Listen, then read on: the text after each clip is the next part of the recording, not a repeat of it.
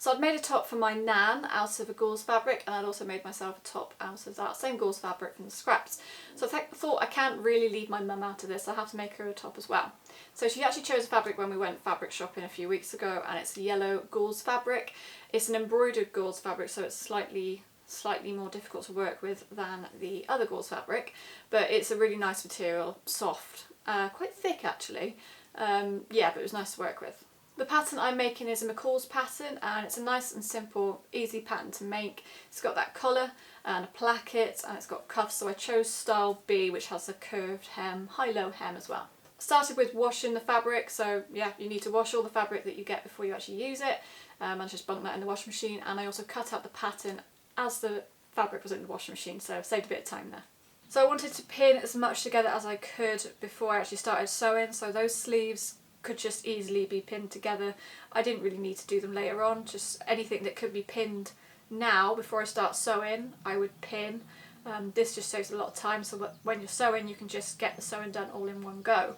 So also ironing on the interface, and so the sewn pieces are interfaced, so the cuffs are interfaced, the placket's interfaced, I think. Oh, and the neckband, of course, that's interfaced as well, or one side of that is. I'm just going to roll up that hem for the neck, for the collar, and pin that into place, and make sure, I'm going to measure it and make sure it's correct. The next thing to do is to just put some stay stitching around the placket's opening, so that rectangular opening.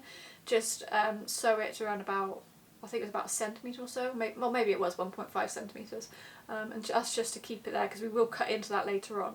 Needed to sew in a pleat, so the pleat goes at the front.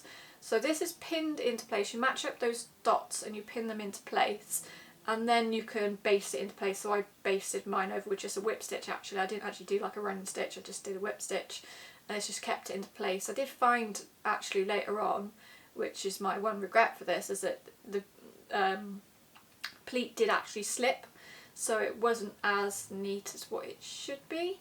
And whether I should point out this mistake or not, I don't really know, but anyway. So there's some gathering to go in on the shoulder seams and on the neckline on the front and the back. So these are just put in before you do any sewing. Really helps actually. And then it's time for that placket. So those placket pieces are folded over on that one edge, on the unnotched edge, and then they're pinned into place on the front opening. You will need to whip stitch the folded over part of the placket on the wrong side. Very simple. I mean, this is just a nice sort of relaxing thing to do really. I find hand stitching relaxing. And then you need to push both those placket pieces to the inside, and you also have that bit on the front opening that goes to the inside as well, and that's sewn across that, so you want to sew all the way across that. And what I will do later on is I'll cut that off and zigzag stitch it, and then stitch it again from the inside along that seam, and that just keeps it close, keeps it down, keeps it flat.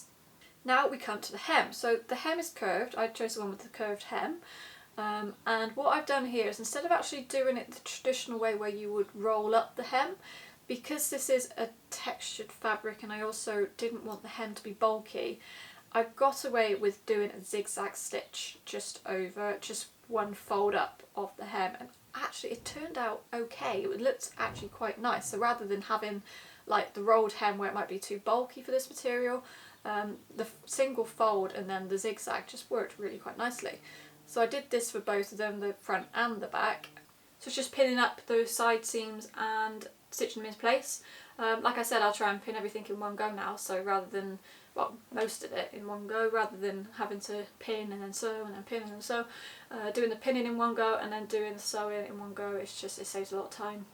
So once the side seams are done, then I'll just do the shoulder seams. So that's where the gathering comes in. So you need to gather up the shoulder seams there and just match up those dots and notches, pin them, and then we'll go and sew them. On the base of the sleeves, all I did was rolled over the edge of the fabric and just stitched that again with a zigzag stitch. So that was quite simple just to do with a zigzag stitch. It blended in really quite nicely with the actual fabric. So now it's time for the collar. So that one edge with the interfacing, that's got the rolled up part. So we just need to pin that right side to right side with the uninterfaced part of it, and then we'll just sew this round, same thing, 1.5 centimetre seam allowance, keep it nice and simple. And then what we need to do again is to clip into that curve, so clip it into the curves and trim the seam allowance just so that it removes some of the bulk of the actual fabric. We have gathering on the front and the back of the top, so on the neckline, so these just need to be gathered in, which, you know, we've got gathering we put in earlier, and then matched up with the notches and the dots on the collar, and then yeah, just sew this into place. The base of the sleeves is gathered as well, so this will need to be either hand gathered or machine gathered. I just hand gathered it, just put some stitches in and just pulled it, just, yeah, that was enough. And then you need to put the cuff piece onto the actual sleeve, so make sure that you've got a 1.5 centimetre overhang of the cuff onto the sleeve, because you will need to sew that round and turn that up as well. So yeah, just make sure that you've got that space at the end of the cuff.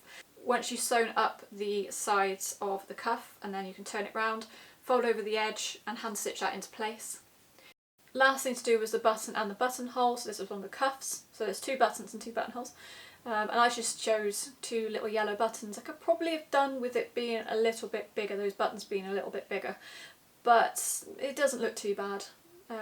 Also, I suppose if you do have quite a small button, you might want 2 of them. Hand stitching the collar, so that's just finishing it off really, just whip stitching it over that the folded edge to the actual top. Collar and the cuffs you can press with the iron. Could do it with a pleat as well, and probably definitely the plackets, but I wouldn't necessarily press the whole thing if you're using a gauze. If you're not using a gauze, then you might want to, but because I'm using a gauze, it's a textured fabric anyway, so I didn't want to lose that texture of the gauze.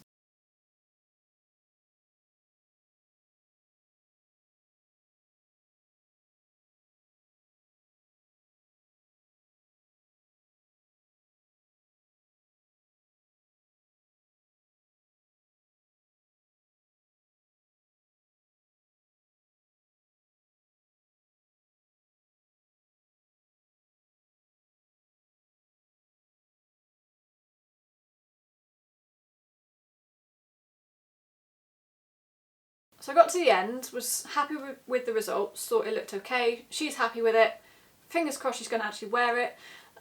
So yeah, so I started to sort of think, like, how much did this actually cost me to make, and whether it would come in cheaper than her buying a top from a place that she usually buys her clothes. So I worked out the cost, and the fabric itself costs £15 per metre, and I bought 1.5 metres worth. So I did use near enough all of that fabric, so I'm just going to put in the whole 1.5 metres worth for the cost. It was, I mean, I don't know whether that's expensive for fabric. I try to buy things that are maybe a little bit cheaper than that. Generally sort of under £10 a metre is sort of what I go for, so if I'd brought a cheaper fabric it would have come in cheaper. The pattern I got on sale, so originally it's about £8, but I got it on sale for £4. So what I'll do is I'll actually split that pattern into 4, because on average I'll make this pattern like 4 times, so 4 tops. So I put in an allowance of £1 for the pattern. The interfacing cost me a £5 for a metre, but there's no way I used the whole metre's worth. I used about, well, not like, it wasn't a lot, it was like 2 cuffs and a collar, so there was no way I used a metre. So I'll put in an allowance of 75p for that, but that's probably a bit much. And lastly, the thread cost me about £1.50, so generally it was like a reel, so I used a reel of cotton in this top, so yeah, £1.50. So in total it came to £25.75, which I didn't think was that bad for a handmade top. So I haven't factored in time, of course. If I was doing this to sell, I would need to factor in something for time, but as it's just for my mum, I didn't factor in time, just the materials. So I looked at places that she would usually buy her clothes from, so cotton traders, maybe Next, and their sort of prices for a top in this similar style it ranged from like 25 to 35, maybe £40.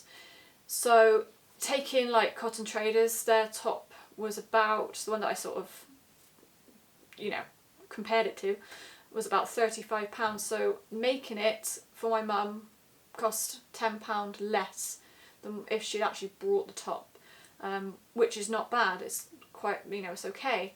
If I was to use a cheaper material, or if I was to make it again in more like a floating material, like a crepe fabric or something like that, then it would come in even cheaper. But this fabric I know she liked, so we just went with that material. So yeah, in all in all, if I was to compare it to some other tops from other brands or companies that she would buy from, this came in cheaper, and it would come in cheaper again and again. So I think that's pretty much a win.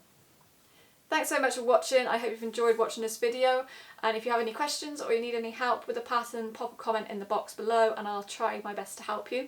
Don't forget to thumbs up and subscribe to my channel, and I'll see you next time.